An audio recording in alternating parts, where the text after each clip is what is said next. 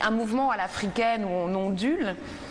La personne qui ne sait pas utiliser ses reins et ses hanches a l'impression qu'on roule. Mais en fait, quand on décompose le mouvement et qu'on montre qu'en fait, on ferme et on ouvre les jambes et on fait simplement ça, et que c'est le fait de faire ça et de fermer et ouvrir les hanches ensemble qui donne cette impression de tournis.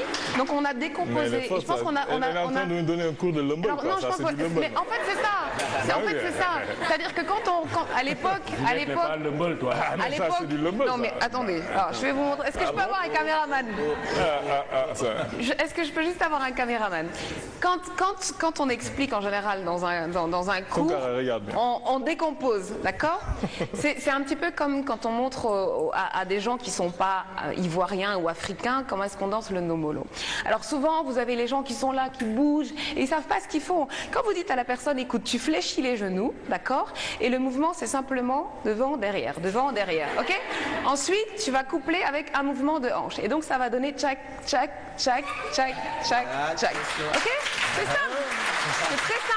Mais si vous ne décomposez pas le mouvement et que vous n'expliquez pas à la personne qu'il faut faire ça et en même temps ça, elle ne va pas savoir. Et donc, ça va donner des choses comme ça. Donc, ce que je trouve magnifique, moi, avec la Zumba, c'est que ça permet de décomplexer les gens, ça permet d'être à l'aise dans son corps.